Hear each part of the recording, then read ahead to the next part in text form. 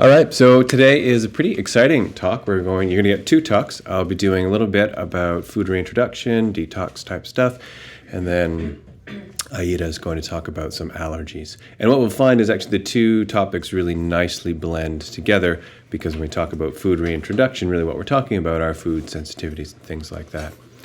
First off, I won't ask for a show of hands. Oh, maybe. How's the elimination diet going? For those of you that are doing it, have done it more or less strictly. Okay, good. Yeah, good. Anything that anybody noticed from doing the elimination diet? We'll start here and we'll go around. Yeah. My digestion got worse. Worse. Yeah, and then I was reading, and I guess it's because I was eating a lot of nuts. And Yep. Not like I was eating tons of vegetables, but not tons of fruit, and not a lot of like grains. Yep. Except a bit of rice. So I had some medjool dates and more olive oil on my stuff, and it really helped. Good. But yeah. for a while, it was like pretty disheartening. Yep. I think the second time I did the elimination diet, I had that happen. I ate a lot of nuts and nut butter. Yeah. And my digestion was not great. Yeah, and that's going to touch on a really important point when we talk about the things you keep from doing the elimination diet.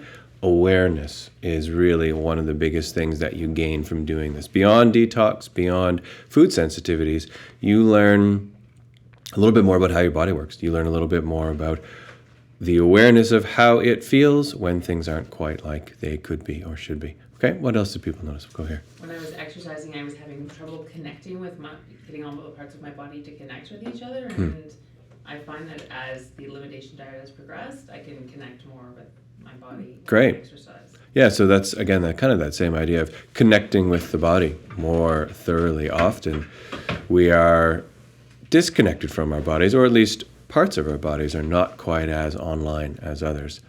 All right, good. What else do people notice? I think I saw something here. Yep. Maybe we didn't mention this in the beginning. It's not uncommon to get sick during the elimination diet. And here's why, and I think you touched on some of this.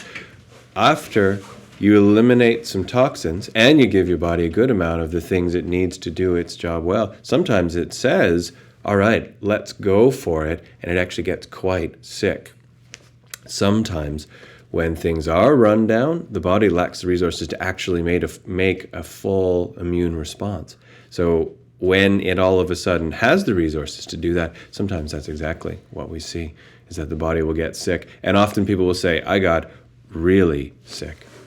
And often, usually, what you'll see on the other end is you come out in a better balance. So that's good. That may be your immune system actually balancing itself there. That's fairly good. And it helps a little bit to know that there are some other people doing it as well. There's some solace in the suffering of others. And maybe there shouldn't be, but there is a little bit. I would have liked it if there was a group where we could Yeah. write like a Facebook group just to be like, oh, I'm feeling like Yep. just to like check in. Yep, you're one step ahead of us. I think next year, as sort of just general technology stuff gets better and better, we'll probably video these sessions as well.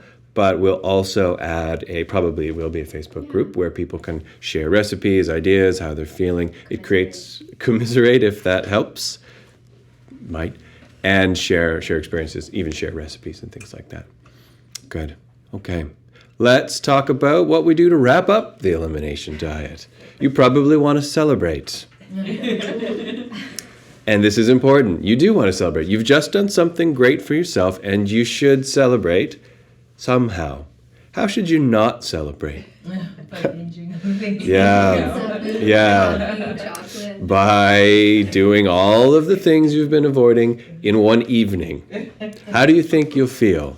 Awful. Terrible. I will tell you from experience, it is not a good idea to indulge all of those things you've missed. Even if you're not doing this for food sensitivities, even if you've just done it for a cleanse, phase things in somewhat slowly. Why? Just because you won't feel good. You'll regret it. You will enjoy it in the moment, but you will not feel good. If you have 3 pieces of chocolate cake, you're not going to feel good.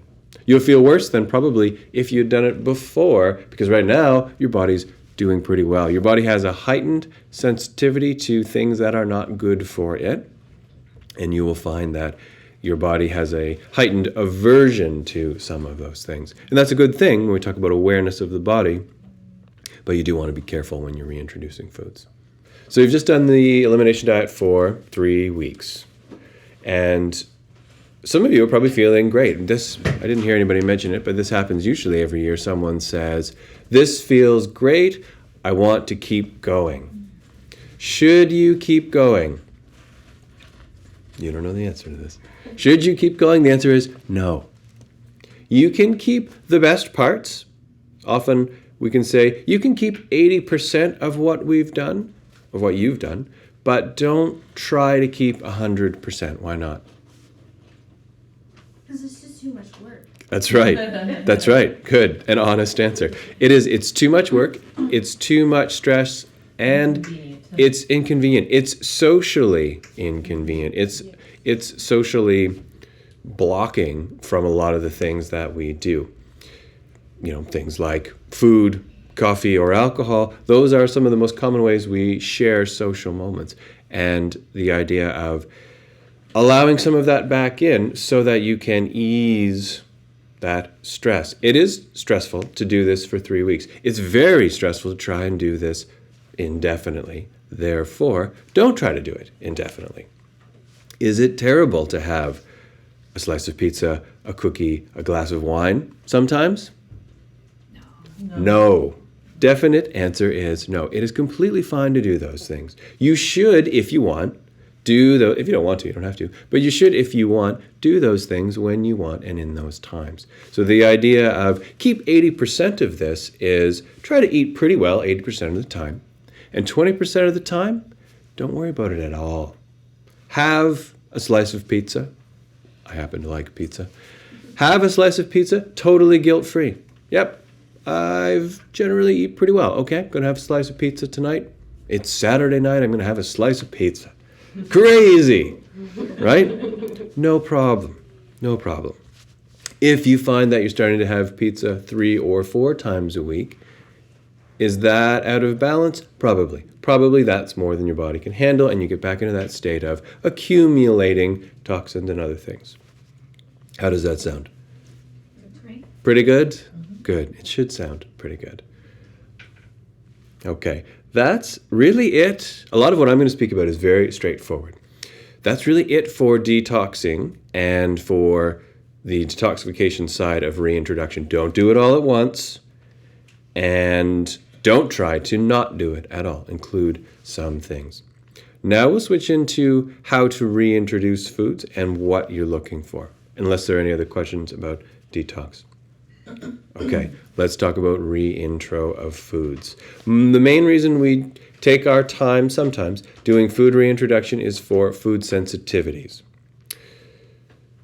What signs and symptoms would suggest that something we've introduced is a food to which we're sensitive? What are you going to experience? Stomachache? Stomachache for sure. What else? A lot of these aren't too complicated. Bloating? Yep, bloating, Nausea. nausea, headache. Don't forget about the other end. Diarrhea. Yeah, diarrhea or constipation or loose stools, things like that. Sometimes we see itchy anus as well. So we could wrap most of those things together, except for headache, but that is a common one. And we can say those are GI upset, gastrointestinal tract. So somewhere between the mouth and the other end, something feels out of balance. That's probably our most reliable sign that a food you've just eaten is a food to which you're sensitive. What else is going to be a reliable sign? If it doesn't taste good. If it doesn't taste good. Yeah, maybe. This is a hard question. The most reliable sign for you is that sign which is individual for you. If you know you get itchy skin, if you know you get restless legs, if you know you tend to headaches, etc. Almost everyone has something that is sort of the first sign that tells them their system is out of balance. Maybe it's bloating, or maybe it's still feeling a little bit nauseous. Whatever that is for you, pay attention to that. If you don't know what that is, you'll probably find out soon. Sound good? It does sound good. Yep. How soon after you reintroduce the food do you start feeling that? Yep. Great question. So how specifically do we introduce it, and how soon will you start feeling it? Sometimes the answer is right away, particularly if for you tend to get bloated, or I should have mentioned heartburn as well. If heartburn is a thing for you, often that's a really big cue that what you're eating is not a great food for you. Now, it might be a great food for the person sitting beside you, but what we're talking about here is mostly individualized to you. So sometimes you'll know right away. Other times you'll know in a couple of hours. To make sure that you're clear, eat a lot of that food in one day. Usually we'll say 3 servings. Now, if after 1 serving you say, nope, I know for sure I'm sensitive to that, you don't have to have 2 more. But if you, for example, really want to test citrus fruit, have an orange and a grapefruit and then another orange in the same day and see how you feel. And if nothing happens, what do you think that tells us? Yeah, you're probably, almost definitely, not sensitive to citrus fruit. If something happens, you're probably somewhat sensitive to citrus. So does that then mean no more citrus? Or it means don't eat a lot of it?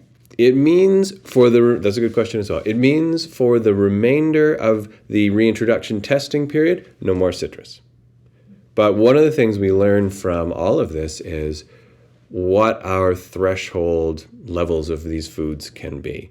So I'll use the nightshades as an example because these are a great one. Some people, very sensitive to nightshades. And this will definitely be a food group you want to reintroduce if you haven't already experimented with it. Often it's the number one place to start. We'll talk about where to start and how to know that. So remember what foods are in the nightshade group? Tomatoes, peppers, eggplants, and to a little bit potatoes. Those are the nightshades. Everyone's at least a little sensitive to nightshades. Some people are very minimal. If you want to test nightshades, eat quite a bunch of them in one day. See how you feel. Then take them out for the remainder of the reintroduction period. But then what you know is, okay, based on how you feel, I'm fairly sensitive to nightshades. And then you can just simply decide, all right, and this is that awareness piece again. I can have tomato sauce once a week, no problems. If I have tomato sauce, but then later in the week I have a bunch of cooked green peppers, then my stomach starts to get sore. You learn your threshold for these foods. Yep. There's 4 foods there. What if you're only sensitive to one of them? If you're sensitive to one, you're sensitive to all of them, Oh, yeah. but they're all different. Eggplant skins are the worst. When I say worst, I mean they contain the highest amount of the constituents to which someone is sensitive. And then peppers are next, and then usually tomatoes are next, and then potatoes are kind of like space, potatoes. If you're sensitive to one, you're sensitive to all of them. But if you find that you're only sensitive to one of them, just avoid that one. And that tells you that your overall family sensitivity is probably only low, medium. Okay? So if nothing happens, you can continue to eat that food. If you note a reaction, set that food down. Some people will say wait a day before you test anything else, but if you do that, this takes a long time to do. So I try to keep it pretty real and pretty practical. If you had a serious reaction, as in let's say you tend to arthritis and you had some wheat and you had a huge arthritic flare, wait a few days. If you have arthritis and you had some wheat and you felt it in your joints, but after that it was okay, you can try something else the next day. That's fine. You'll have to use some judgment, but base it on the severity of what you experience. All right? Where do you start? Which food groups do you start with? There is an answer to this, although it's a bit of a trick. Dairy. You start with the food groups to which you suspect you are most sensitive. So if it's dairy for you, start with dairy. If you already know for sure you're sensitive to dairy, you don't have to reintroduce dairy.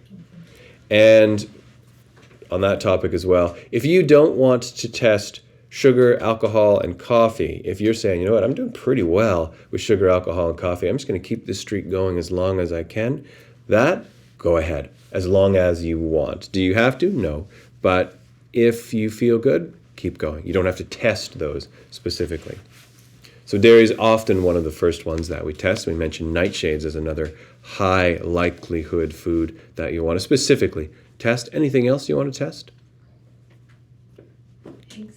Eggs, yeah. Eggs are probably in the top, I would say they're in the top 3. Probably they're in the top 3. Some people, not sensitive at all to eggs. Some people, very sensitive to I eggs. ate eggs before I did this. I ate eggs every day, and for the first week, I would just want an egg so badly, and now I don't even want an egg. Yep. So that would be, for you, maybe a great place to try is say, you know what, tomorrow or today or whatever you want to do, I'm going to have 4 eggs. And just see what happens. Okay. Like If- I could have some mayo, an egg for breakfast. I don't have to have like 4 eggs. I'd go for 2 or 3. Yeah.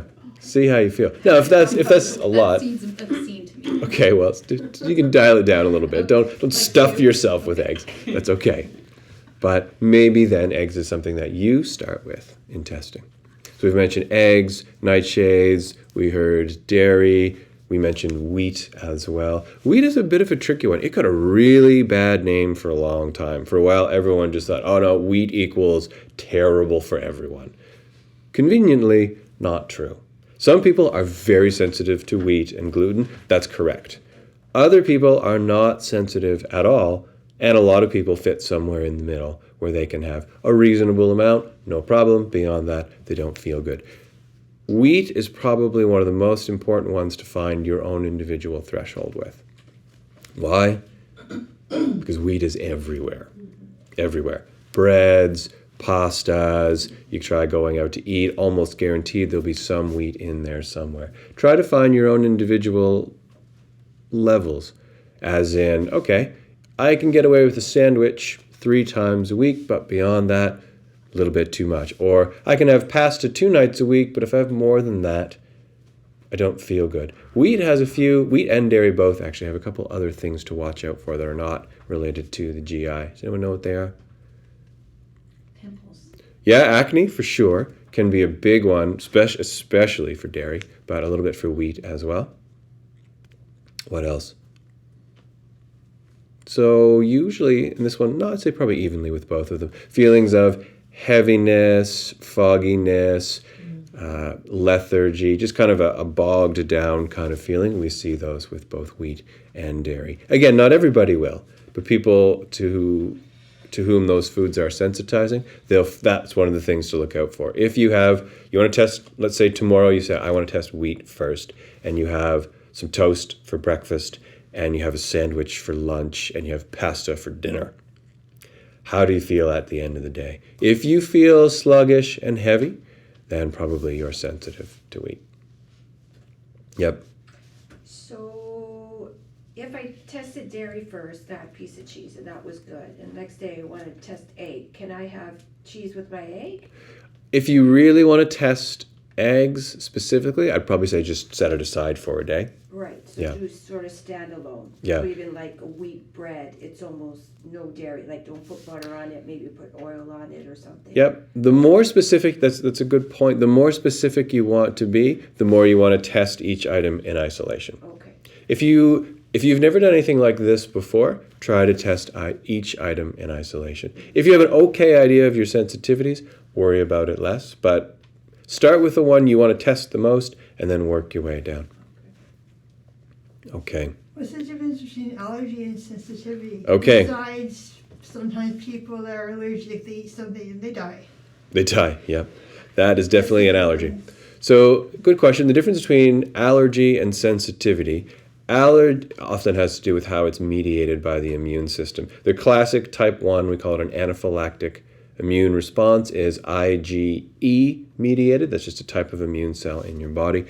We're not really talking about IgE at all. We're talking about a different one called IgG. It's just immunoglobulin G. Sensitivity means your body makes some kind of reaction to it, but not a full autoimmune reaction. It's a different part of the immune system. It's a different type of reaction. But it does mean that there is indeed an immune reaction. If you are sensitive to wheat and you eat wheat, your body will make an immune response to that wheat, components of that wheat, or more specifically, gluten. Now, where it gets exciting, we won't go into all of this here, is sometimes what happens is body sees wheat, makes immune response against the wheat, but the response it made against the wheat, it turns out, your something else in your body, like your cartilage of your joints, looks like that wheat. So this is where we get into trigger foods. If a food comes in, turns on the immune system, but there's what we call cross-reactivity between the immune response it makes here and something else that happens in your body, that's where we see some of those autoimmune or autoimmune-like reactions in the body. Now that's exciting stuff. It's definitely a longer lecture. But when we talk about sensitivities, we're talking about still immune-mediated, but not go to the hospital allergy. If you're going to see your regular family doctor and you're filling out a form that says allergies, you don't have to put wheat or dairy on there. It's not that kind of allergy that they're screening for. Okay. That is most of what we want to talk about in terms of food reintroduction. It's not complicated. Take the food you want to test, eat a bunch of it in one day, see what happens. Nothing happens, carry on. Any other questions before we pass it on to Aida, who will talk about allergies more broadly, seasonal allergies? Anything else that I can answer, elimination diet or food sensitivity related? Great. Take your time and welcome back to normalcy and the enjoyment. Okay, I'll pass it over to Aida. Okay.